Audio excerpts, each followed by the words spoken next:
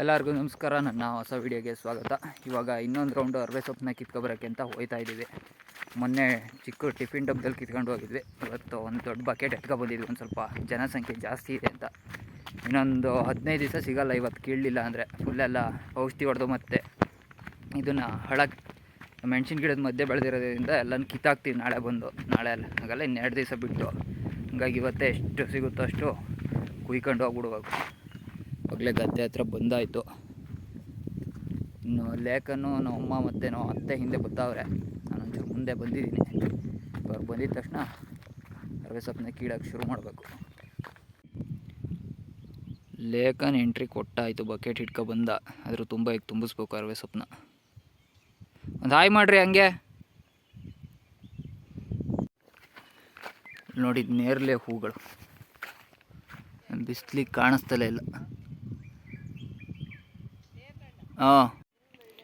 ಒಳ್ಳೆ ಕೊಲ್ಲಿ ಪಕ್ಕ ಬಿಟ್ಟೈತೆ ಮರ. ಬರ್ಜಿರೆ ಹೂವೇನೋ ಬಿಟ್ಟೈತೆ. ಮಿಡಿಗಳಾಗಿದ್ದಾವೆ. ಉದುರೋಯ್ತವ, ಹಣ್ಣು ಸಿಗ್ತವೆ ಗೊತ್ತಿಲ್ಲ. ಇದು ಬಿಸಿಲು ಮೇಲಿಂದ ಹೊಡಿತೀರ, ಏನೂ ಕಾಣಿಸ್ತಾ ಇಲ್ಲ. ಇವಾಗ ಸದಸ್ಯರೆಲ್ಲ ಬಂದಾಯಿತು. ಹೋಗಿ ಕಿತ್ತು ಬಿಡೋಣ. ಈ ಕಡೆಯಿಂದ ನೋಡಿ, ಚೆನ್ನಾಗಿ ಬಿಟ್ಟವೆ, ಕಾಣಿಸುತ್ತೆ. ಬಿಟ್ಟವೆ. ಜೇನುಗಳು ಪರಾಗ ಸ್ಪರ್ಶ ಮಾಡ್ತಾ ಇದ್ದಾವೆ. ಒಂದು ಒಳ್ಳೆ ಮಳೆ ಆಗಿಬಿಟ್ರೆ ನೀಟಾಗಿ ನೇರಳೆ ಹಣ್ಣು ತಿನ್ಬೋದು ಈ ಸತಿ.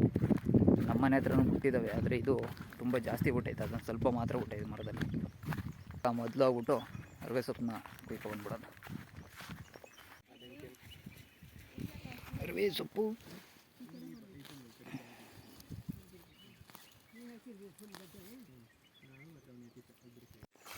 ಈಗ ಅರವೆ ಸೊಪ್ಪು ಇದೊಂದು ಬಕೆಟಲ್ಲಿ ಇದೊಂದು ಬ್ಯಾಗ್ ಪೂರ್ತಿ ಆಗೈತೆ. ಅದನ್ನು ತಗೊಂಡೋಗಿ ಕ್ಲೀನ್ ಮಾಡ್ಬೇಕು ಮನೇಲಿ. ಇದು ಫುಲ್ಲು ಬೇರ್ನ ಬಿಟ್ಟು ಕಿತ್ತಿರೋದ್ರಿಂದ ಇದೆಲ್ಲ ಕ್ಲೀನ್ ಆಗೈತೆ. ಇವಾಗ ಕೆಲಸನೆಲ್ಲ ಮುಗಿಸಿ ಸೋಮವಾರಪೇಟೆಗೆ ಒಂದು ರೌಂಡ್ ಹೋಗಿ ಬಂದ್ವಿ. ಈಗ ಮತ್ತೆ ಶಾಂತಳಿಗೆ ಹೋಗಿ ಗ್ಯಾಸ್ ಸಿಲಿಂಡ್ರ್ ತರೋದಕ್ಕೆ ಅಂತ ಹೋಗ್ತಾ ಇದ್ವಿ ಕಾರಲ್ಲಿ. ಇವಾಗ ಶಾಂತಳಿಯಿಂದ ಬಂದು ತಿಥಿಗೆ ಜನಗಳನ್ನ ಕರೆಯೋಕ್ಕೆ ಅಂತ ಎಲ್ಲರ ಮನೆಗೆ ಹೋಗ್ತಿದ್ವಿ. ಊರಲ್ಲಿ ಇಟ್ಬಿಟ್ಟು ಸುತ್ತದಲ್ಲಿ ಮಸ್ತ್. ಇವಾಗ ಒಂದು ಒಂಟಿ ಮನೆಗೆ ಹೋಗ್ತಾ ಇದ್ವಿ. ಜಾಗ ತೋರಿಸ್ತೀನಿ ಬನ್ನಿ, ಹೆಂಗಿದೆ ಅಲ್ಲಿ.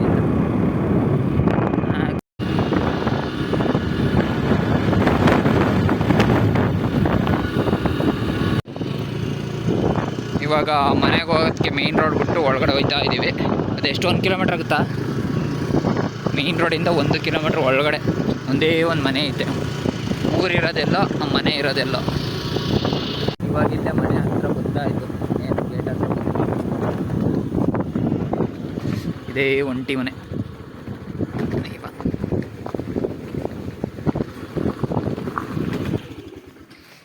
ಇದೇ ಆ ಮನೆ. ಊರಿರೋದು ಅಲ್ಲಿ, ಇಲ್ಲಿಂದ 1.5 ಕಿಲೋಮೀಟ್ರ್ ದೂರದಲ್ಲಿ. ಇವ್ರು ಮಾತ್ರ ಸಪ್ರೇಟಾಗಿ ಬಂದಿಲ್ಲಿ ಕಟ್ಕೊಂಡವ್ರೆ.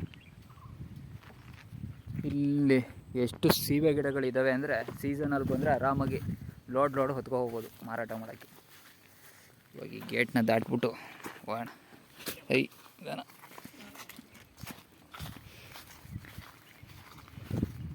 ಹೋಗಿ ಕರೆ ಒಲೆ ಕೊಟ್ಬಿಟ್ಟು ಅವ್ರಿಗೆ ಇಲ್ಲಿಂದ ಇನ್ನೂ 29 ಮನೆ ಇದ್ದಾವೆ. ಎಲ್ಲ ಮುಗಿಸ್ಕೊಬಿಟ್ಟು ಲೇಖನಲ್ಲಿ ಕರೆಯೋದಕ್ಕೆ ಹೋಯ್ತವನೆ. ಈ ಮನೆ ಕಟ್ಟಿಸ್ತವರು ಬೆಂಗಳೂರಲ್ಲಿದ್ದಾರೆ. ಇಲ್ಲಿ ಯಾರೂ ವಾಸ ಇಲ್ಲ. ಈಗ ಅಲ್ಲಿ ಹಂಚಿನ ಮನೆ ಕಾಣಿಸ್ತಿದ್ದಲ್ಲ, ಅಲ್ಲೊಂದು 2 ಇದ್ದಾರಂತೆ. ನಾವು ಮಾತಾಡಿಸ್ಬಿಟ್ಟು ನಾಳೆ ತಿತ್ತಿಗೆ ಬರೋಕ್ಕೆ ಹೇಳ್ಬಿಟ್ಟು ಹೊರಡ್ಬೇಕು ಇಲ್ಲಿಂದ. ಈಗ 29 ಮನೆ ಮುಗಿಸಾದ್ಮೇಲೆ ಸಂಜೆ ಒಂದು 7 ಗಂಟೆ ಮೇಲೆ ಮೀನು ಚಿಕಾರಿಗೆ ಹೋಗ್ಬೇಕು. ಒಂದು 3 ಜನ ಹುಡುಗರು ಹೋಗ್ತಾ ಇದ್ದೀವಿ. ಅದೇನು ಅಂತ ಅದು ಇನ್ನೊಂದು ಸಪ್ರೇಟ್ ವೀಡಿಯೋದಲ್ಲಿ ಮಾಡ್ತೀನಿ. ಯಾಕೆಂದರೆ ಇದರಲ್ಲೇ ಮಾಡೋಕ್ಕೆ ತುಂಬ ಲಾಂಗ್ ಆಗ್ಬಿಡುತ್ತೆ ವೀಡಿಯೋ. ನೋಡಿ, ಈ ಮನೆ ಆಗಲೇ ನಾಯಿಗಳು ಬೊಬ್ಬೆ ಹೊಡಿಯೋಕ್ಕೆ ಶುರು ಮಾಡ್ದೆ.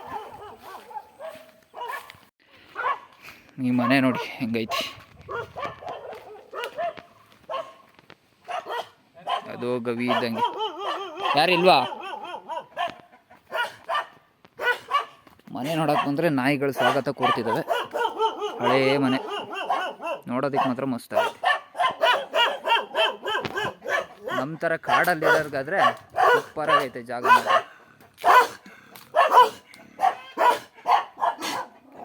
Hi dogs. ಎಷ್ಟವ ನಾಯಿ? ಎರಡವ ಒಂದವ? ಕಣ್ಣಲ್ಲಿ ಕಣ್ಣಿಟ್ಟು ನೋಡಿ ಮುಗೀತು.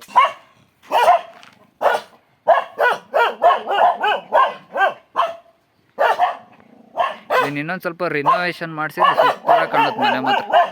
ಏಯ್ ಥಕ್ ಹಂಗೆ ಈ ಮನೆ ಮುಂದೆ ಒಂದು ಜೇನು ಪೆಟ್ಟಿಗೆ ಇಟ್ಟವ್ರೆ. ಆಗಲೇ ಜೇನು ಹುಳಗಳು ಓಡಾಡ್ತಿದ್ದಾವೆ ಇಲ್ಲಿ ಸಂಜೆ ಹೊತ್ತು. ಹೂವಿನ ಮಕರಂದೆಲ್ಲ ತಗೊಂಡು ಬಂದು ಸೆಟ್ಲಾಯ್ತಾ ಇದ್ದಾವೆ.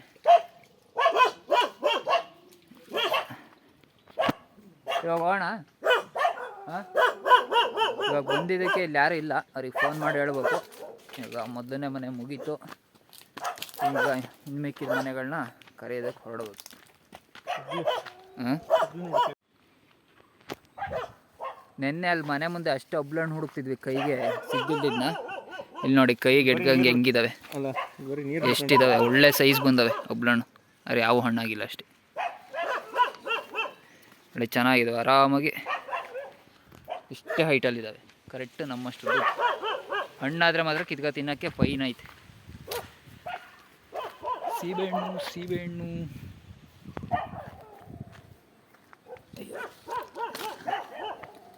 ಇಲ್ಲೆಲ್ಲ ಬರೀ ಸೀಬೆಹಣ್ಣುಗಳೇ.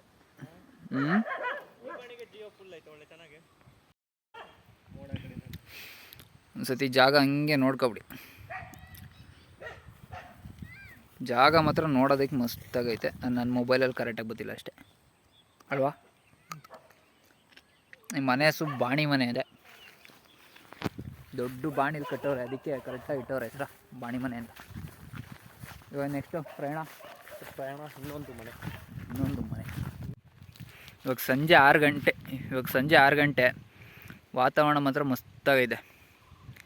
ಮನೆ ಹತ್ರ ಇರೋ ಗಂಟು ಕಲ್ಲು ಬೆಟ್ಟ ಸಕ್ಕತ್ತಾಗಿ ಕಾಣಿಸ್ತೈತೆ. ಇವಾಗ ಅದ್ರ ಮೇಲೆ ಹತ್ತಬೇಕು. ವ್ಯೂ ಮಾತ್ರ ಸೂಪರಾಗಿರುತ್ತೆ ಹತ್ತಿದ್ರೆ. ಅದು ಈಗ ಹತ್ತಕ್ಕಾಗಲ್ಲ, ಕೆಲಸಗಳಿದ್ದಾವೆ. ಇನ್ನೂ ಪ್ಲ್ಯಾನ್ ಮಾಡ್ಕೊಂಡು ಹೋಗ್ಬೇಕು ಅಲ್ಲಿಗೆ. ಇವಾಗಿನ್ನು ಮಿಕ್ಕಿರೋ ಮನೆಗಳನ್ನ ಕರೆಯೋದಕ್ಕೆ ಹೋಗೋಣ. ಅಯ್ಯ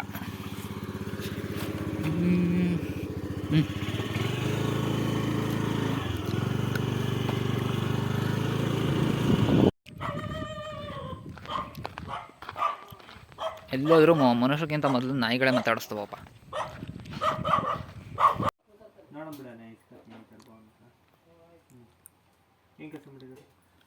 ಇಲ್ಲ ಹೊಡಿತು, ಮುಳ್ಳೊಡಿಲ್ಲ. ಗಾಡಿ ಓಡಾಡೋ ರೋಡ್ ಬಿಟ್ಟು ಕಾಲ್ದಾರಿಲಿ ಬಂದ. ಓ ಗಾಡಿ ಫುಲ್ಲು ಎಲ್ಲೆಲ್ಲಿಗೆ ಹೊಡಿತೈತೆ. ಹಾಂ, ಇವಾಗ ಮೇಯ್ನ್ ದಾರಿಗೆ ಬಂದ್ವಿ. ಇದೊಂದು ಮನೆ ಹೊಗೆ ಆಡ್ತೈತೆ, ಜನ ಇರಬೇಕು.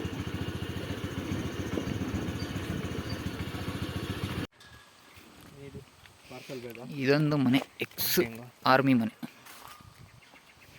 ಅಜ್ಜಿ ಐತೆ ಎಲ್ಲ. ಇಲ್ಲೊಬ್ಬ ಕರಿಸಿಂಹ ಅವನೇ, ಕರಿಸಿಂಹ. ಬಂದ ಹೆಂಗೈತೆ ನೋಡಿ ನಾಯಿ.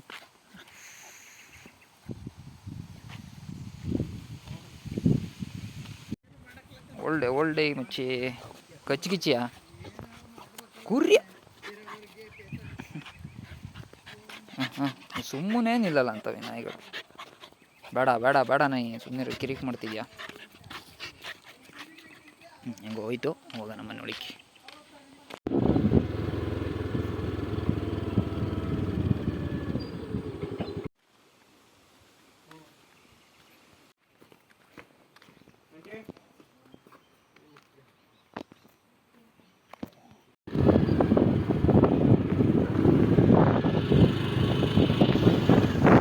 ಇದೊಂದು ದೊಡ್ಡ ಮನೆ, ಇಲ್ಲೆರಡು ನಾಯಿ. ಎಲ್ಲಿ ಹೋದ್ರು ಕಾಲು ಬುಡಕ್ಕೆ ಬರ್ತಾವ ನಾಯಿಗಳು. ನನ್ನ ಬಲಿ ಅಂತ.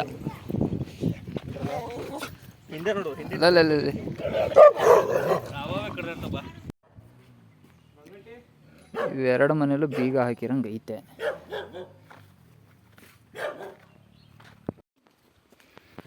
ಅವೆರಡು ಮನೇಲಿ ಜನ ಇಲ್ಲ. ಇದು ಯಾವುದೋ ಮನೆಗೆ ಫಸ್ಟು ಟೈಮ್ ಹೋಯ್ತಾ ಇದ್ದೀನಿ, ನೋಡೋಣ ಹೆಂಗೈತೆ ಅಂತ.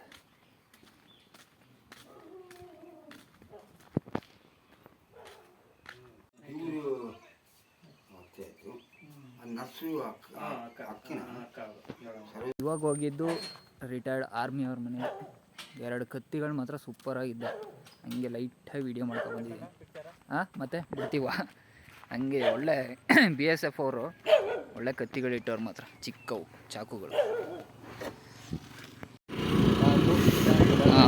ಇವಾಗ ಒಂದು 10 ಮನೆ ಆಯಿತು, ಇನ್ನು ಮಿಕ್ಕಿದ ಮನೆ ಹೊರಟ್ವಿ. ಇಲ್ಲೊಂದು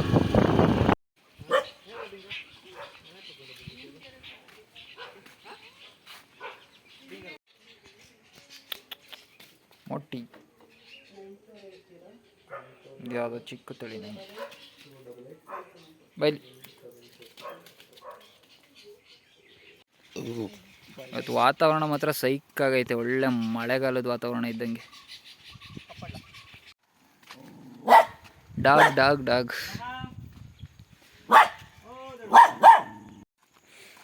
ಇವಾಗ ಇಲ್ಲಿಂದ ಬೆಟ್ಟದ ಕೊಪ್ಪ ಶುರು. ಇಲ್ಲಿಂದ ಹಂಗೆ ಜನಗಳನ್ನ ಕರ್ಕೊಂಡು ಆ ಕಡೆಗೆ ಹೋಗ್ಬೇಕೀಗ. ಇವಾಗ ಟೈಮ್ ಆಗಲಿ 7 ಗಂಟೆ ಆಗೈತೆ, ಇನ್ನು ಅರ್ಧನೂ ಮುಗಿದಿಲ್ಲ. ಊರೊಳಗೆಲ್ಲ ಹೋಗಿ ಕರಿಯೋದೈತೆ. 8-8:30 ಆಗೋದೇನೋ. ಯಾಕೋ ಹಿಂಗೆ ಆಡ್ತಾ ಇದ್ದರೆ ಮೀನು ಶಿಕಾರಿಗೆ ಹೋಗೋದು ಪ್ಲ್ಯಾನ್ ಮಾಡ್ಕೋಬೇಕಾಯ್ತದೆ. ನೋಡೋಣ ಆಯ್ತದ ಇಲ್ವೋ ಹೋಗೋದಕ್ಕೆ. ಇವಾಗ ಇಲ್ಲೊಂದು ಭಾರಿ ಹಳೇ ಮನೆಗೆ ಬರ್ತಾ ಇದ್ದೀವಿ. 60 ವರ್ಷದ ಮನೆ. ನೋಡೋದಕ್ಕೆ ಮಾತ್ರ ಸಾಕಾಗೈತೆ. ಬೇಡ, ಮನೆ ನೋಡೋದಕ್ಕೆ ಚೆನ್ನಾಗೈತೆ, ಆದರೆ ಒಳಗಡೆ ಎಲ್ಲ ತೋರಿಸೋದಕ್ಕೆ ಈಗ ಟೈಮ್ ಇಲ್ಲ. ಅದಕ್ಕೆ ಇನ್ನೊಂದು ದಿನ ಬೆಳಗ್ಗೆ ಬಂದ್ಬಿಟ್ಟು ನೀಟಾಗಿ ವೀಡಿಯೋ ಮಾಡೋಬೇಕು ಮನೇನ. ಇನ್ನು ಎಷ್ಟು ಮನೆ ಬಾಕಿವ? ಇನ್ನೊಂದು 6 ಮನೆ ಬರ್ತದೆ. ಇನ್ನು 6 ಮನೆ ಮುಗಿದ್ರೆ ಇವತ್ತು ತಿಥಿ ಕರಿಯೋ ಕೆಲಸ ಎಲ್ಲ ಇದ್ದಂಗೆ ಹೋಗೋಣ. 6 ಮನೆ ತಳ್ಕೊಂಡು ಇನ್ನು 8 ಗಂಟೆಗೆ ಮುಗೀತು. ಇದೇ ಲಾಸ್ಟ್ ಮನೆ. ಇದನ್ನು ಕರೆದ್ರೆ ಇವತ್ತಿನ ಕೆಲಸ ಬಂದು. ಇವತ್ತಿಂದು ತಿಥಿಗೆ ಕರಿಯೋ ಕೆಲಸ ಎಲ್ಲ ಮುಗೀತು. ಅಂತೂ ಇಷ್ಟು ದಿನದಿಂದ ಬೆಟ್ಟದ ಕೊಪ್ಪದಲ್ಲಿ ನೋಡ್ದಿಲ್ದಿರೋ ಎಲ್ಲ ಮನೆಗಳನ್ನೂ ನೋಡ್ದಂಗಾಯ್ತು ಈ ಕೆಲಸಕ್ಕೆ ಹೋಗಿ. ಇವಾಗ ಇನ್ನು ಮೀನು ಹಿಡಿಯೋಕೆ ಕರ್ಕೊಂಡು ಹೋಗ್ತಾರೋ ಇಲ್ವೋ ಗೊತ್ತಿಲ್ಲ, ಅಥವಾ ಅವರೇ ಹೋಗಿರ್ಬೋದೇನೋ. ಇನ್ನು ನೋಡೋಣ, ಮೀನು ಹಿಡಿಯೋಕ್ಕೆ ಹೋದರೆ ಅಲ್ಲಿ ವೀಡಿಯೋ ಮಾಡ್ತೀನಿ, ಇಲ್ಲ ಅಂದರೆ ನಾಳೆ ಇಲ್ಲ ವೀಡಿಯೋ ಕಂಟಿನ್ಯೂ ಮಾಡ್ತೀನಿ. ಹೆಂಗೋ ಪುಣ್ಯಕ್ಕೆ ಈಗ ಮೀನು ಹಿಡಿಯೋಕ್ಕೆ ಕರಿತವ್ರೆ, ಆಗಲೇ ಕೂಗಾಕ್ತವ್ರೆ. ಇನ್ನು ಈ ವಿಡಿಯೋನ ಇಲ್ಲಿಗೆ ಎಂಡ್ ಮಾಡ್ತೀನಿ. ಈ ವಿಡಿಯೋ ಇಷ್ಟ ಆಗಿರೋ ಲೈಕ್ ಮಾಡಿ, ಶೇರ್ ಮಾಡಿ, ಹಂಗೆ ನನ್ನ ಯೂಟ್ಯೂಬ್ ಚಾನಲ್ಗೆ ಸಬ್ಸ್ಕ್ರೈಬ್ ಆಗಿಬಿಡಿ. ಬಾಯ್.